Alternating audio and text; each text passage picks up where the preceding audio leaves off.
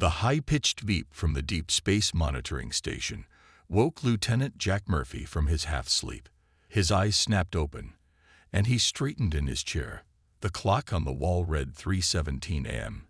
He had been on duty for nearly 14 hours at the isolated listening post in northern Alaska. The beeping continued. Jack rubbed his eyes and focused on the monitor.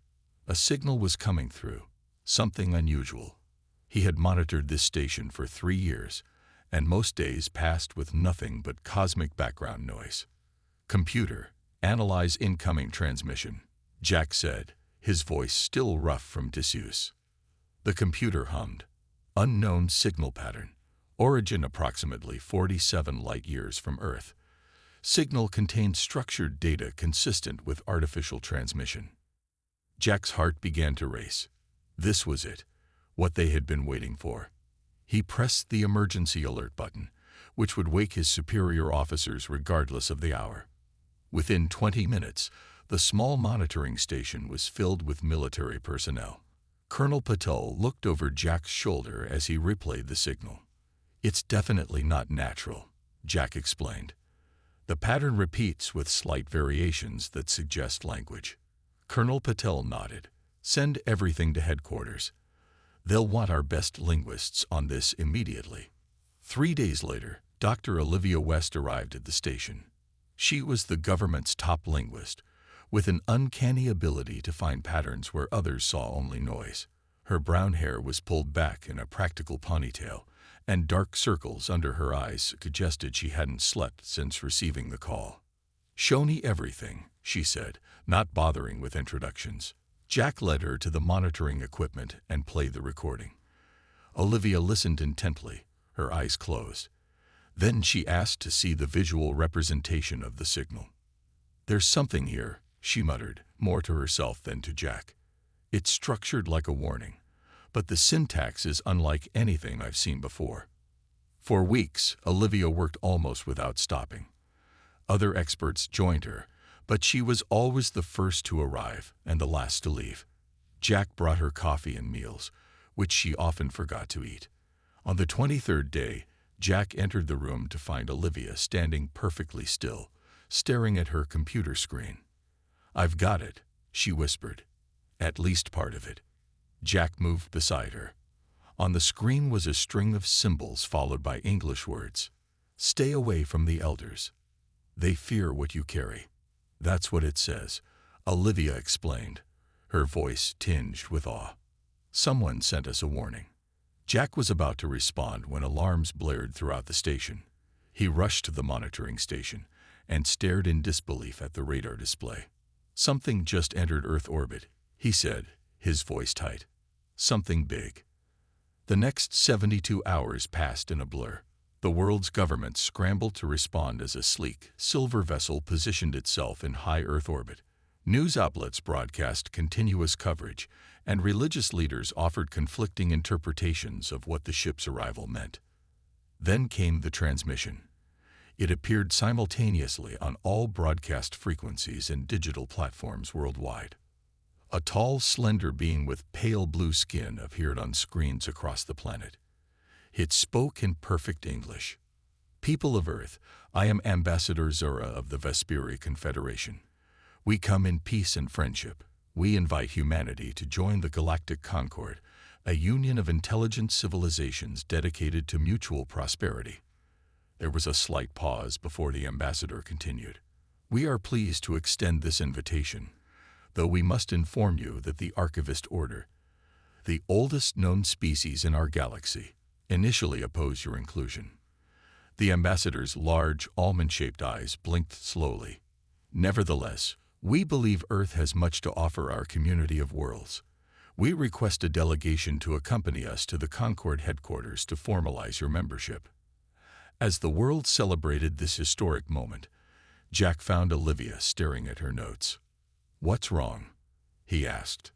"The warning," she said quietly. "It specifically mentioned elders who fear something about us. The archivists must be these elders." She looked up at Jack, her eyes troubled. "I think there's more to this invitation than they're telling us." 30 days after the Vesperi ship arrived, Earth was ready to send its representatives to the Galactic Concord. The team consisted of 4 humans chosen for their unique skills and temperaments.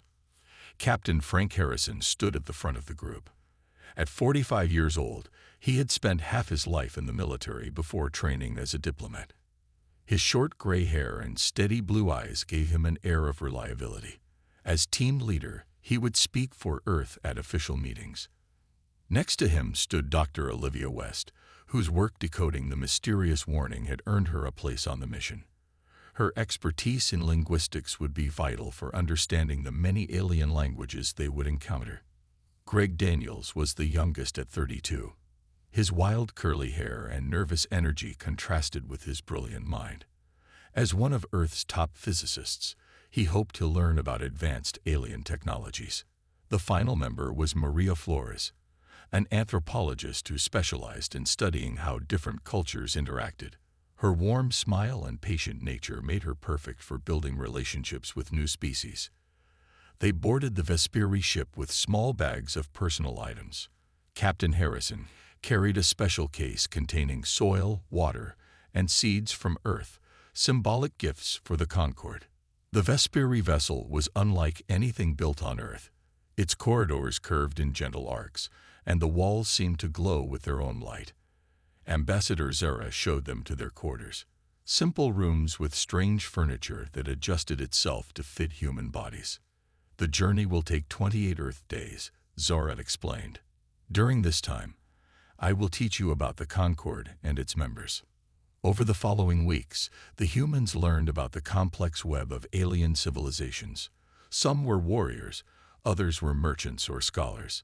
Some lived for thousands of years, while others had shorter lives than humans. And the archivists?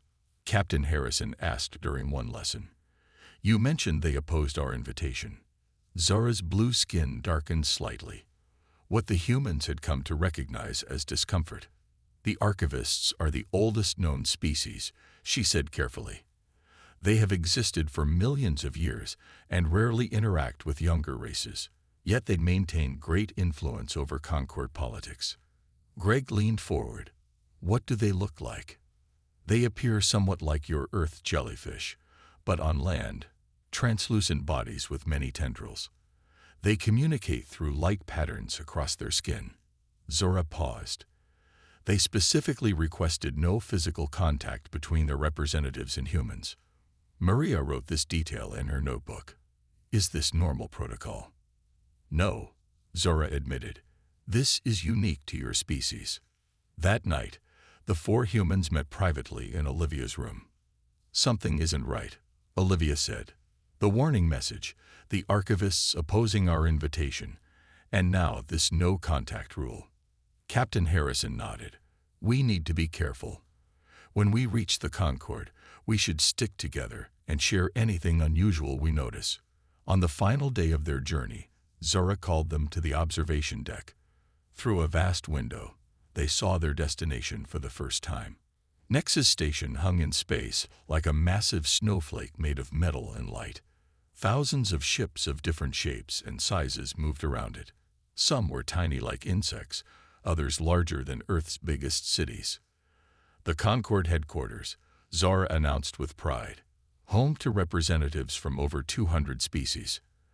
As they approached, a message came through to their ship. Zora listened, then turned to the humans with concern on her face. The Archivist High Council has requested to observe your arrival ceremony, she said. This is highly unusual. They rarely attend events for new species. Captain Harrison exchanged glances with his team. The warning message echoed in their minds. Stay away from the elders. They fear what you carry. Whatever secret lay between humans and the galaxy's oldest species, they were about to face it directly. The human delegation stepped off the Vesperi ship onto the polished floor of Nexus Station. The arrival hall was enormous, with a ceiling so high it disappeared into shadows. Beings of all shapes, sizes, and colors moved about. Some walked on many legs, others floated above the ground, and a few rolled on wheel-like limbs. This way to the welcome ceremony, Ambassador Zora said, leading them toward a large set of doors. Captain Harrison felt hundreds of alien eyes watching them. Some stared with open curiosity, others with what seemed like fear. He kept his face calm, aware they were representing all of humanity. The ceremony hall was arranged like an amphitheater, with rows of seats rising up around a central stage. Representatives from many worlds filled the seats, creating a rainbow of colors and textures. A low hum of conversation in dozens of languages filled the air. "The 4 seats at the front are for you," Zora explained. "I must join the other Vesperi now." As the humans made their way to their places, the crowd grew quiet.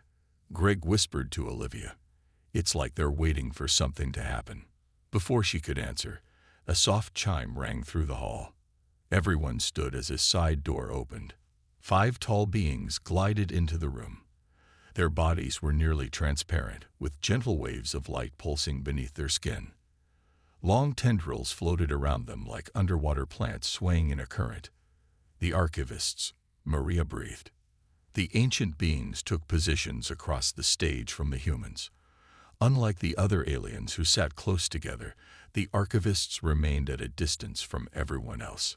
A round alien with purple fur stepped to the center of the stage. It spoke in a musical language, which was immediately translated through small devices given to the humans. "We welcome the delegation from Earth, the newest potential member of our Concord. Today begins their evaluation period. If found worthy, they will join our galactic community." The ceremony continued with speeches from representatives of various species. Finally, it was Captain Harrison's turn. He walked to the center of the stage and bowed slightly. "On behalf of Earth, I thank you for this opportunity. We come seeking friendship and knowledge. We bring our creativity, our determination, and our diverse perspectives to share with the Concord." When he finished speaking, the protocol officer gestured for Harrison to greet each of the senior representatives. He moved along the line, bowing to some and shaking hands with others who had compatible appendages. When he reached the archivists, Harrison extended his hand toward the nearest one, a diplomatic gesture he had used with 3 other species already. The reaction was immediate and shocking. The archivist jerked backward, its body flashing with bright pulses of red and yellow light. The other archivists moved protectively around their companion, their tendrils waving in what looked like agitation. A murmur ran through the crowd. The protocol officer hurried forward, positioning himself between Harrison and the archivists. "My apologies," Harrison said quickly. "I meant no offense." The lead archivist's body gradually returned to its normal soft blue glow. It made no sound, but the translator device spoke. "The fault is not yours. Please continue the ceremony."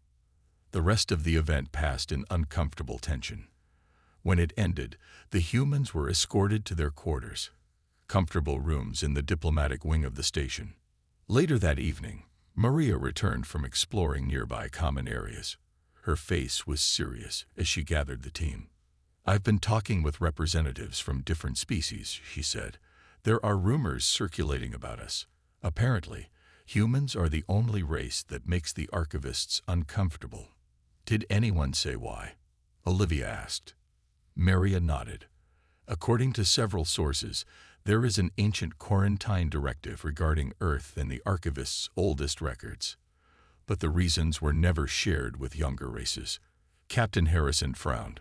"So the oldest species in the galaxy has been deliberately avoiding Earth, and no one knows why." "There's one more thing," Maria added. "A trader from a species called the Vorrox told me something interesting. He said the archivist's reaction today wasn't fear of harm. It was fear of contamination." While Captain Harrison attended official meetings with the Concord leadership, Greg and Olivia began their own investigation. They needed to understand why the archivists feared humans. "We need access to historical records," Olivia said as they walked through the busy corridors of Nexus Station. "Preferably the oldest ones available." Greg nodded. "But how? I doubt they'll just let us browse through sensitive information." They found their answer in the form of Krill, a small green alien with 6 arms and large friendly eyes. Krill worked in the Concord's public archives and had a fascination with Earth culture. Humans make music with your mouths and with objects. Amazing, Krill said when Greg mentioned Earth songs. I would trade much knowledge for recordings of this rock and roll. Greg smiled. He had brought music files on his personal device. I might be able to help with that. In exchange, we need access to some historical records. Krill's eyes blinked rapidly. What kind of records? Anything about early contacts between spacefaring races and Earth, Olivia explained. Especially involving the archivists. Krill looked nervous but agreed to help them after hours. That night, in a quiet section of the archives, Krill showed them how to use the search systems. Most records are open to all Concord members, Krill explained, but older sections require special clearance. Using Krill's access codes, they found fragments of information suggesting Earth had been visited by the archivists over 50,000 years ago, during the early development of human ancestors. But when they tried to access details about these visits, they hit barriers. These files have been sealed by the Archivist High Council, Krill said, looking worried. I cannot open them. Greg noticed something strange. Look at the pattern of sealed files. Every major mention of Earth has been classified at the highest level. Olivia frowned. Someone went to great lengths to hide whatever happened during those visits. Meanwhile, Captain Harrison was having troubles of his own. As he left a meeting with trade representatives, he noticed a tall figure following him. The being wore the flowing robes of an archivist aide. Harrison ducked into a quiet observation deck and waited. When the archivist entered, Harrison stepped out from behind a column. Why are you following me? He asked directly. The archivist's skin flickered with patterns of light. It seemed surprised at being confronted. I am Sentinel Teth, the being said through its translator. I am assigned to monitor your delegation. You mean spy on us, Harrison said. What are the archivists so afraid of? Teth's body pulsed with deep blue light. It is not fear in the way you understand it. It is memory. Harrison stepped closer. Memory of what? The archivist moved back, maintaining distance. I have said too much already. But then Teth leaned slightly forward and whispered, You still carry the seed of rebellion in your cells. The memory cannot be erased. Before Harrison could ask more, Teth glided away quickly. When the team gathered in their quarters that evening, they shared their discoveries. Something significant happened between humans and archivists in prehistoric times, Olivia explained, and all records have been deliberately hidden. Maria added, During my cultural exchange session today, I noticed several species studying us with scientific instruments. They seemed particularly interested in our brain activity. Greg tapped his fingers nervously on the table. And this archivist told you we carried the seed of rebellion in our cells. That sounds biological. Captain Harrison nodded slowly. I think we need to undergo those optional medical screenings the Concord offered. Let's see what they find in our biology that has the oldest species in the galaxy so concerned. As they prepared to leave for the medical section, a message arrived on their communication panel. It was from an anonymous source, written in basic English. The truth lies not in what was added to your kind, but in what was taken away. The medical section of Nexus Station was clean and bright. Machines unlike anything on Earth hummed softly. The human delegation was greeted by Dr. Luminous, a being that looked like a floating jellyfish with glowing organs visible through its transparent body. Welcome, Earth representatives, Dr. Luminous said through a translator device. All new species must undergo basic health screening. This ensures no harmful organisms are brought into the Concord. Each human was directed to a different examination room. The medical staff used light-based scanners that passed over their bodies without touching them. Greg was the first to notice something strange.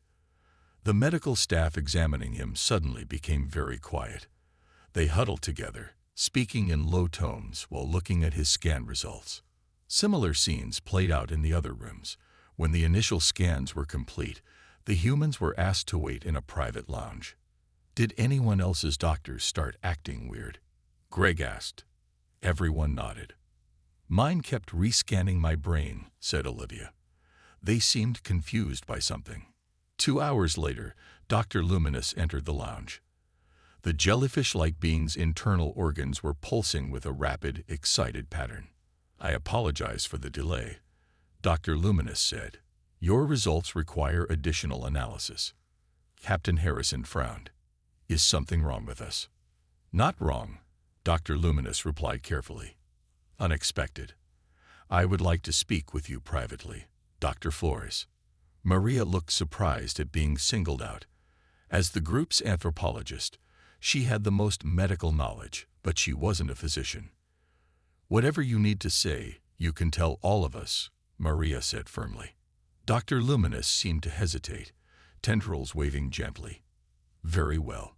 Your genetic structure contains something remarkable. The being moved closer. There are unmistakable signs of ancient archivist genetic engineering in your DNA. The humans exchanged shocked looks. You're saying the archivists modified human genetics? Greg asked. When? How? The modifications appear to be extremely old, perhaps 50,000 of your years, Dr. Luminous explained.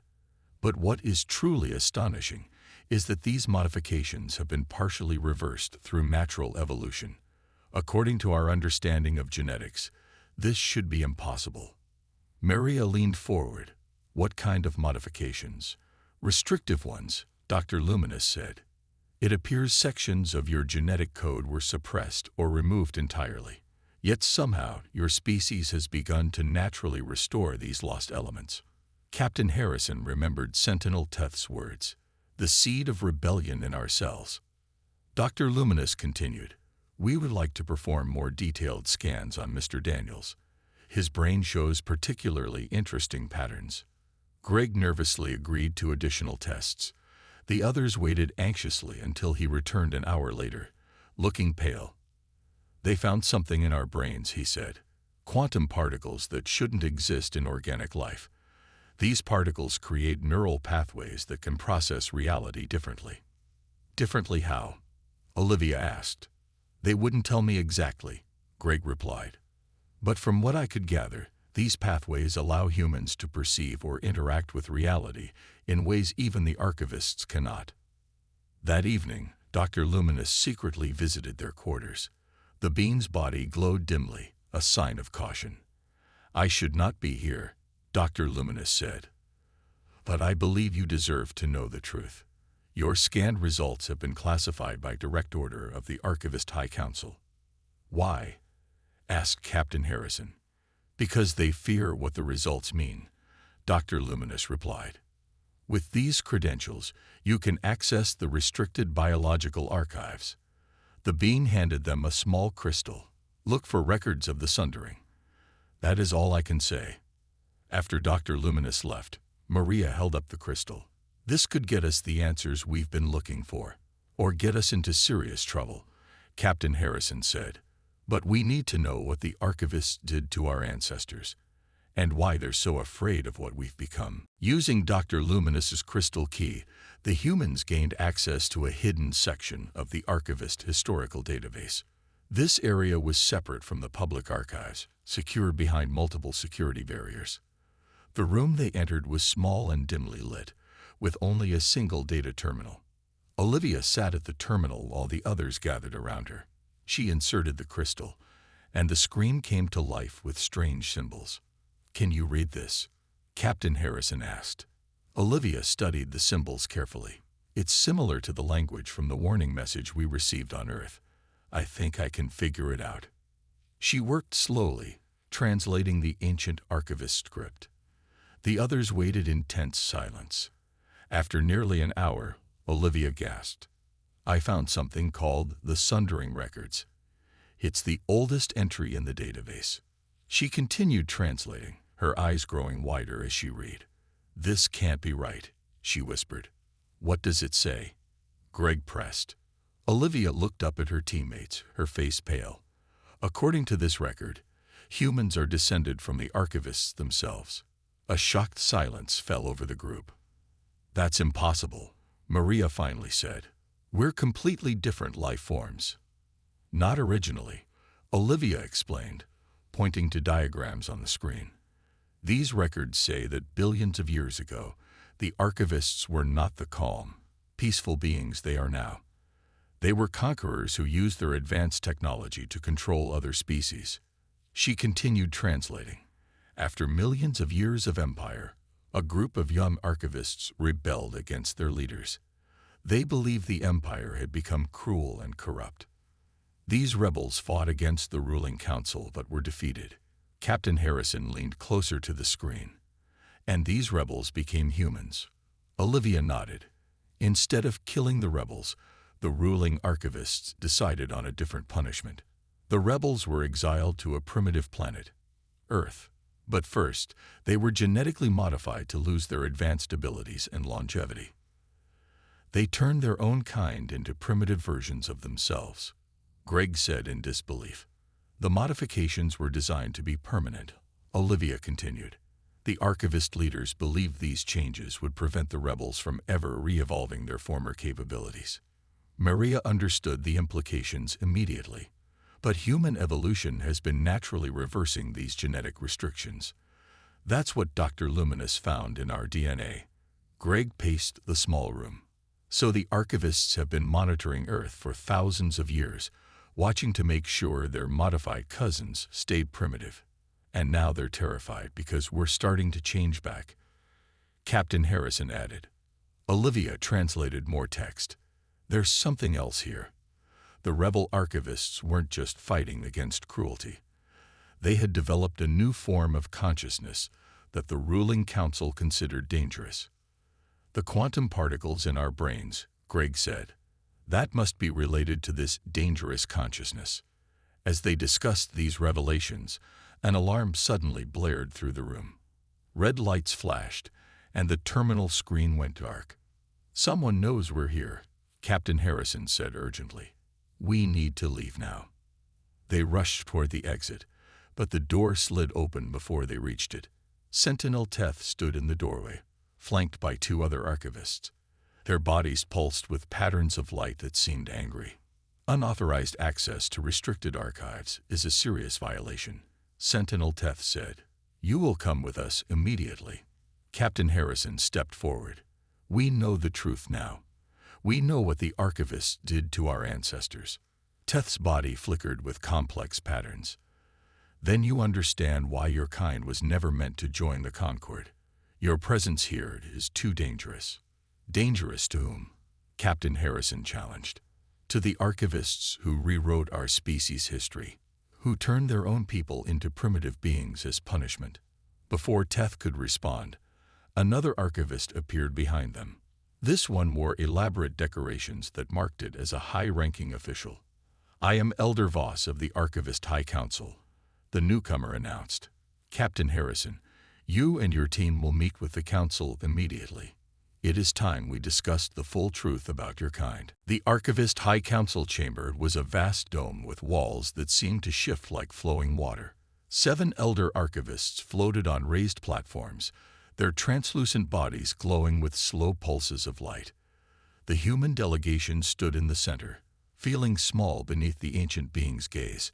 Elder Voss addressed them first. You have discovered partial truths about your origins. Now you must understand the complete story. Captain Harrison stood tall. We know we're descended from modified archivists who rebelled against your empire. What more is there to tell? The chamber darkened, and images appeared in the air around them. Stars, planets, and galaxies in miniature.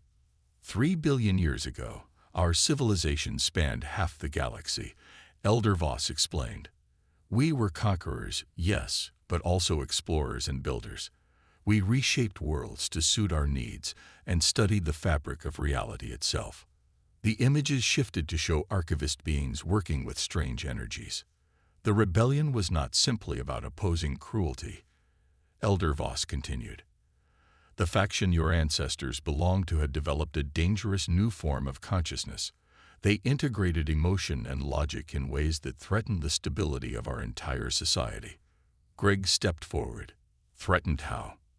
This integration created beings who could perceive and manipulate quantum reality through thought alone.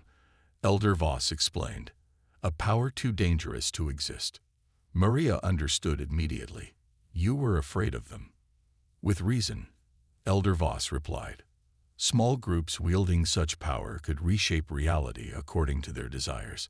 Imagine a species where every individual could alter the universe through will alone. Chaos would follow.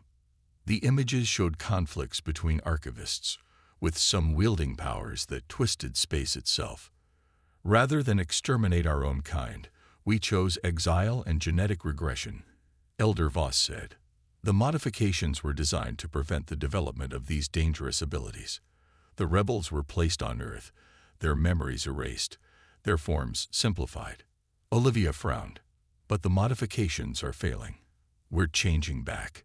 Yes, Elder Voss acknowledged. In ways we never predicted, human evolution has begun to restore neural pathways that enable quantum consciousness, but through different mechanisms than our ancestors possessed. Captain Harrison felt a chill. So that's why you oppose Earth joining the Concord. You're still afraid of what we might become. Elder Voss's body pulsed with complex patterns.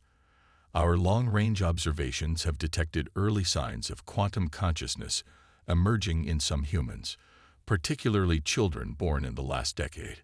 These abilities could eventually surpass even what the ancient rebels possessed. Is that why you've kept other species away from Earth? Asked Greg. To prevent anyone from discovering your secret, or to keep humans isolated until you decide what to do with us. Elder Voss moved closer, hovering just feet away from the humans. For millions of years, we have debated what to do if your kind ever reached the stars. Some argued for immediate containment, others for genetic intervention to permanently remove the possibility of quantum consciousness. The humans tensed at these words. And what did you decide? Captain Harrison asked, his voice steady despite his fear. We reached no consensus, Elder Voss admitted.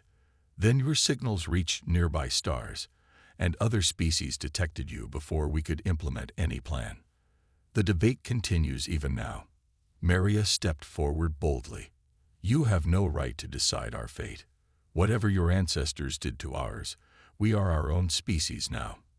We've evolved, grown, created our own civilization without your help or guidance. Elder Voss's glow dimmed slightly.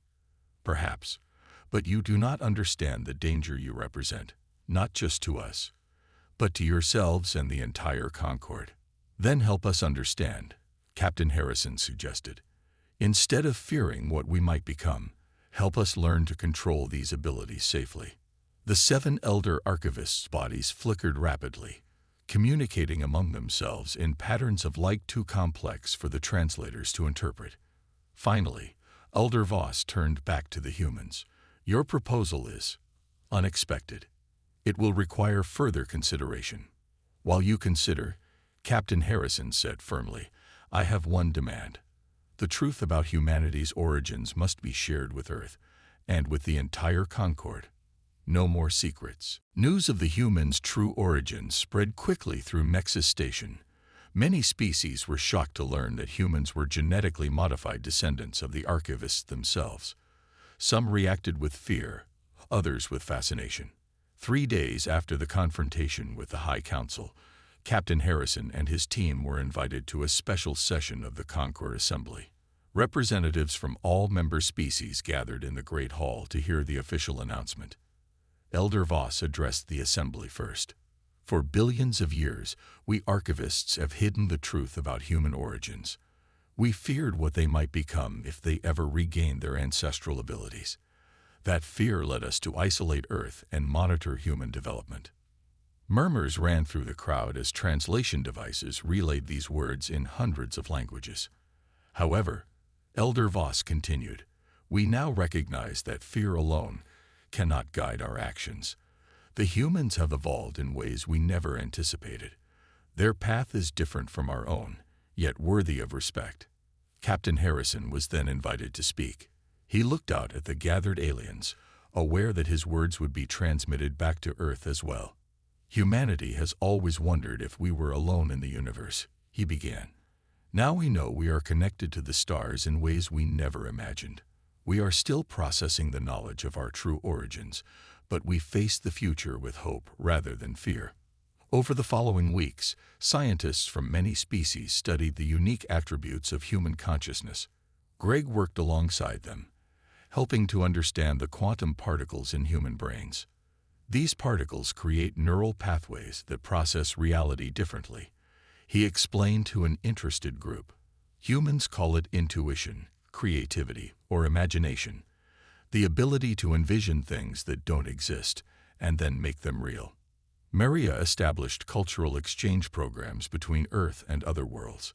Humans may share genetic ancestry with the archivists, she told reporters, but our cultures, arts, and values developed independently. We have much to share and learn from each other. Olivia continued translating ancient records, uncovering more details about the original rebel archivists and their vision for a different kind of civilization, one that balanced logic with emotion. On the final day of their mission, Elder Voss requested a private meeting with Captain Harrison. The High Council has made a decision. The ancient being announced, "We will establish a joint research initiative on Earth, with young archivists working alongside human scientists to study the emergence of quantum consciousness in your children." And the purpose of this research, Harrison asked cautiously, not to suppress these abilities, but to understand and guide them. Elder Voss clarified. What we once feared may in fact be the next step in conscious evolution, one our species was too rigid to embrace. 1 month later, the first group of young archivists arrived on Earth. Unlike their elders, they approached humans with curiosity rather than fear. The research facility was built in a quiet valley, where children with unusual abilities could be studied and taught. Among them was a 10-year-old girl named Lily who showed remarkable talents. During a simple test, she instinctively solved an equation that had stumped archivist mathematicians for centuries. When asked how she did it, Lily shrugged. "I didn't really solve it. I just saw that the answer was there all along, hidden in the spaces between the numbers."